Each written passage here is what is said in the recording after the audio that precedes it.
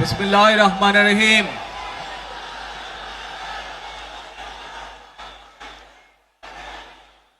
প্রিয় বাংলাদেশ,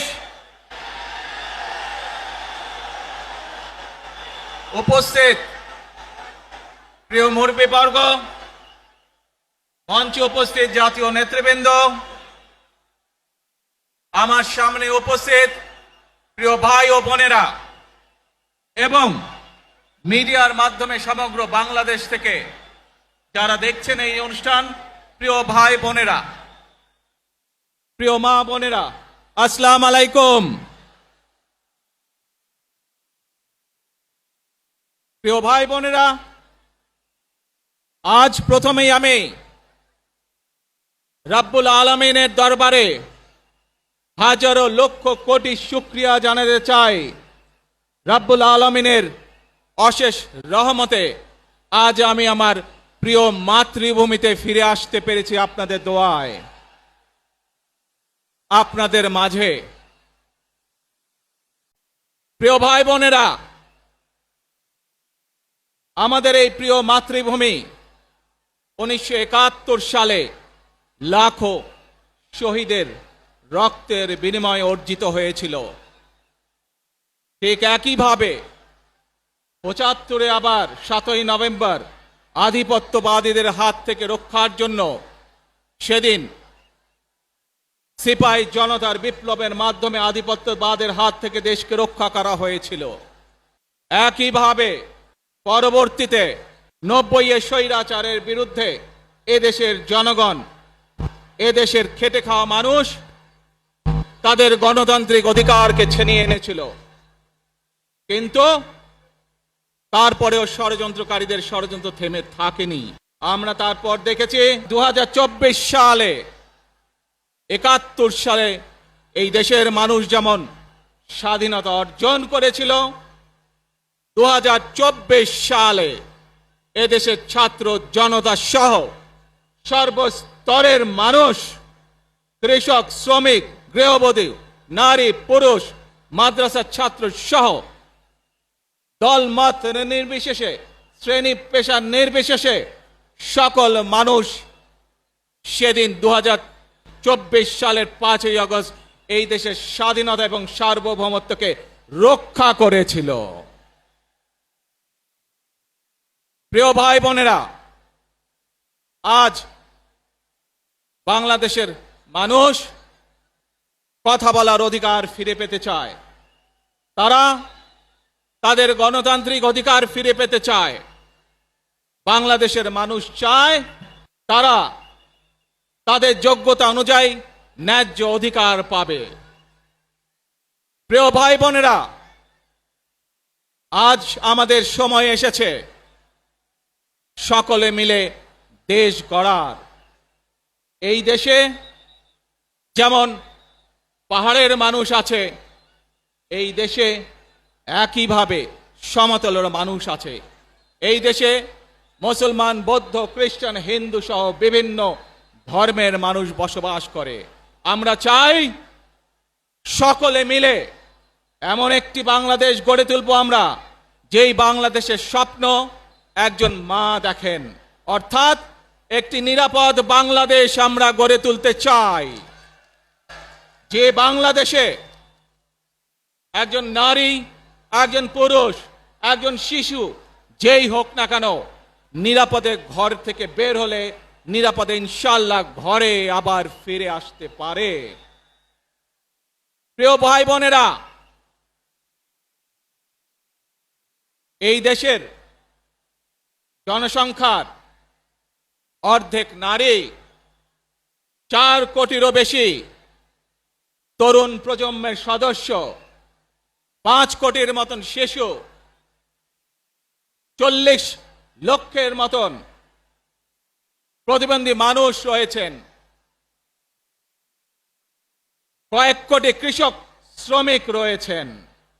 এই মানুষগুলোর একটি প্রত্যাশা আছে এই রাষ্ট্রের কাছে, এই মানুষগুলোর একটি আকাঙ্ক্ষা আছে এই দেশের কাছে।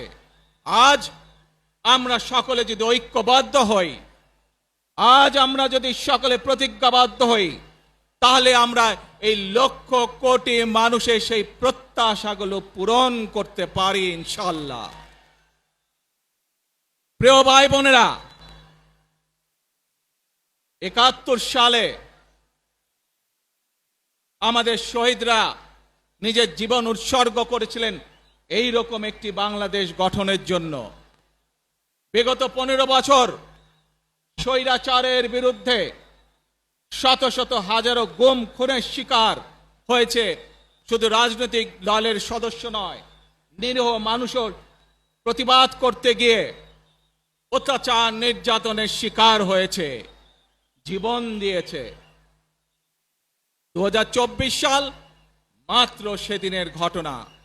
কিভাবে আমরা দেখেছি আমাদের তরুণ প্রজন্মের সদস্যরা কিভাবে নিজের জীবন উৎসর্গ করেছে দেশের এই স্বাধীনতা এবং সার্বভৌমত্বকে রক্ষা করার জন্য।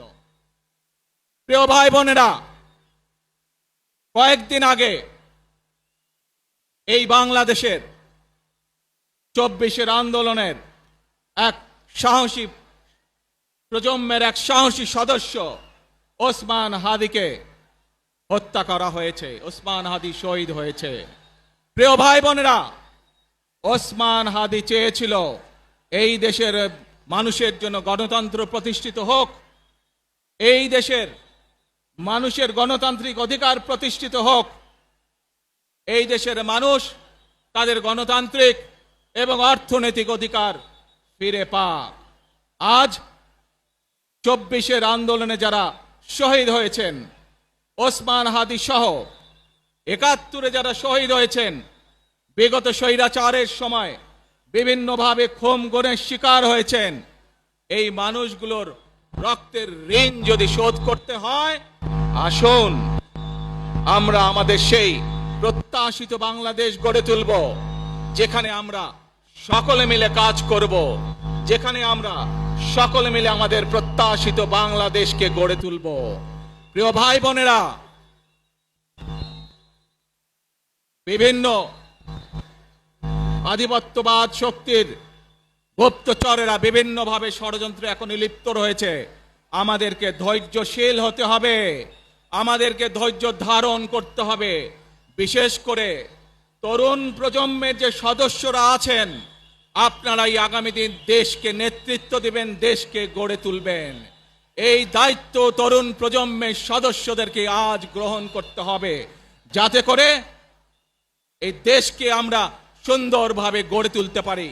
শক্ত ভিত্তির উপরে গণতান্ত্রিক ভিত্তি, শক্তিশালী অর্থনৈতিক ভিত্তির উপরে যাতে এই দেশকে আমরা গড়ে তুলতে পারি। প্রিয় ভাই বোনেরা, আমার সাথে আজকে মঞ্চে এখানে বহু জাতীয় নেতৃবৃন্দ বসে আছেন। আসুন আজকে আমরা দুহাত তুলে আল্লাহর দরবারে দোয়া করে আল্লাহর রহমত আমরা চাই। যে সকল জাতীয় নেতৃবৃন্দ এই মঞ্চে আছেন, মঞ্চের বাইরে যে সকল জাতীয় আরো নেতৃবৃন্দ আছেন, আমরা সকলে মিলে এই দেশকে নেতৃত্ব দিয়ে আমাদের বাংলাদেশের জনগণের প্রত্যাশিত সেই বাংলাদেশকে আমরা গড়ে তুলতে চাই। আমাদেরকে যে কোনো মূল্যে আমাদেরকে এই দেশের শান্তি শৃঙ্খলা রক্ষা করতে হবে।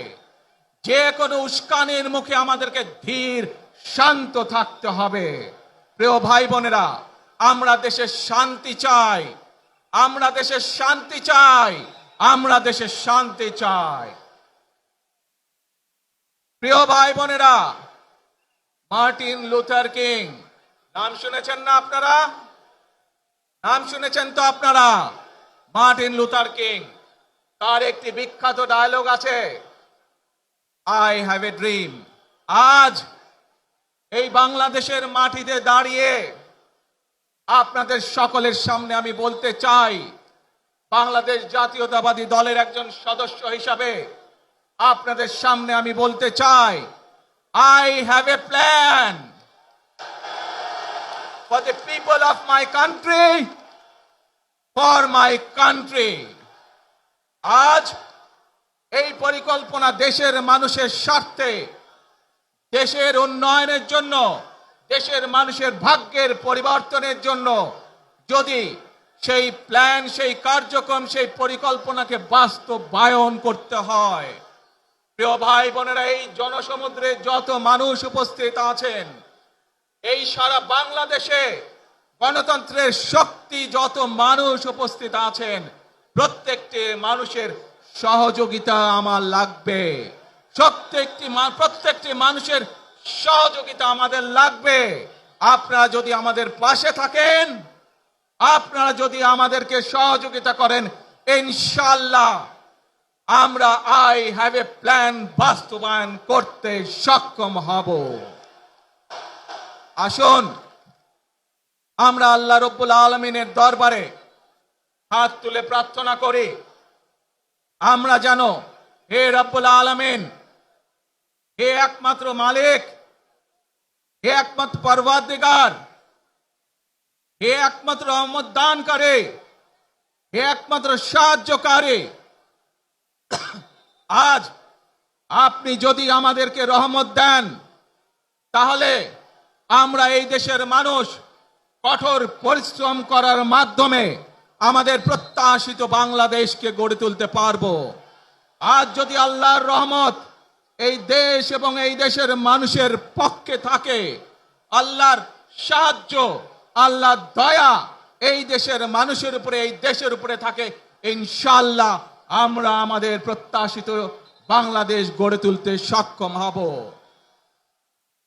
প্রিয় ভাই বোনেরা, আজ আসুন আমরা সকলে মিলে প্রতিজ্ঞা করি, আমরা সকলে মিলে প্রতিজ্ঞা করি যে ইনশাআল্লাহ আগামী দিনে দেশ পরিচালনার দায়িত্বে যারা আসবে, আমরা সকলে নবী করিম সাল্লাল্লাহু আলাইহি সাল্লামের যে ন্যায়পরায়ণতা, সেই ন্যায়পরায়ণতার আলোকে আমরা দেশ পরিচালনার সর্বোচ্চ চেষ্টা করব।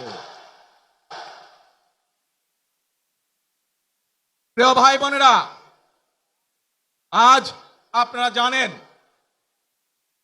এখান থেকে আমি আমার মা দেশনেত্রী খালেদা জিয়ার কাছে যাব। একটি মানুষ, যে মানুষটি এই দেশের মাটি, এই দেশের মানুষকে নিজের জীবনের থেকেও বেশি ভালোবেসেছেন, তার সাথে কি হয়েছে আপনারা প্রত্যেকটি মানুষ সে সম্পর্কে অবগত আছেন। সন্তান হিসাবে আপনাদের কাছে আমি চাইবো, আজ আল্লাহর দরবারে আপনারা দোয়া করবেন যাতে আল্লাহ ওনাকে তৌফিক দেন, উনি যাতে সুস্থ হতে পারেন। প্রিয় ভাই বোনেরা, সন্তান হিসাবে আমার মন আমার মায়ের বিছানার পাশে পড়ে আছে সেই হাসপাতালের ঘরে, কিন্তু সেই মানুষটি যাদের জন্য জীবনকে উৎসর্গ করেছে, অর্থাৎ আপনারা এই মানুষগুলোকে, যাদের জন্য দেশনেত্রী খালেদা জিয়া জীবন উৎসর্গ করেছেন, নিজের জীবন, সেই মানুষগুলোকে আমি কোনোভাবেই ফেলে যেতে পারি না। এবং সেজন্যই আজ হাসপাতালে যাবার আগে আপনাদের প্রতি সহ টেলিভিশনগুলোর মাধ্যমে যারা সমগ্র বাংলাদেশে আমাকে দেখছেন, আপনাদের সকলের কাছে কৃতজ্ঞতা প্রকাশ করার জন্য আজ আমি এখানে দাঁড়িয়েছি আপনাদের সামনে।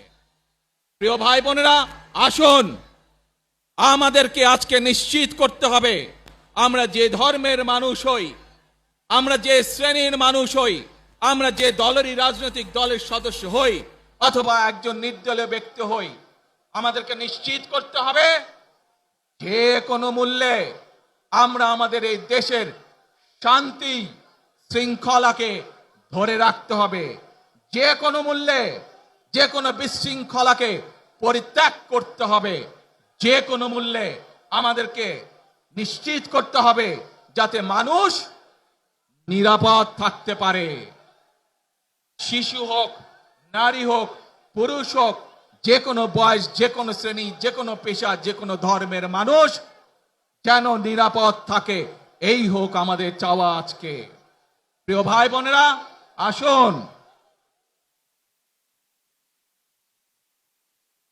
প্রিয় ভাই বোনেরা, সবাই মিলে আজ আমরা প্রতিজ্ঞাবদ্ধ হই, সবাই মিলে করব কাজ।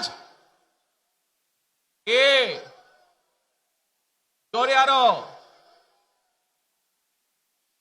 সবাই মিলে করব কাজ,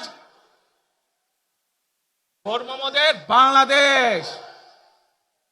ইনশাআল্লাহ আপনাদের সকলের কাছে দোয়া আছে, আবারও সকলকে যে কোনো মূল্যে দেশে শান্তি শৃঙ্খলা রক্ষার আহ্বান জানিয়ে যে কোনো বিশৃঙ্খলাকে পরিহার করে ধৈর্যের সাথে মোকাবেলা করার আহ্বান জানিয়ে আমার বক্তব্য শেষ করছি। আবারও আপনাদের কাছে কৃতজ্ঞতা প্রকাশ করছি আজকে আমাকে এইভাবে বরণ করে নেওয়ার জন্য। আল্লাহ হাফেজ। বাংলাদেশ জিন্দাবাদ, বাংলাদেশ জাতীয়তাবাদী দল জিন্দাবাদ। আসসালামু আলাইকুম।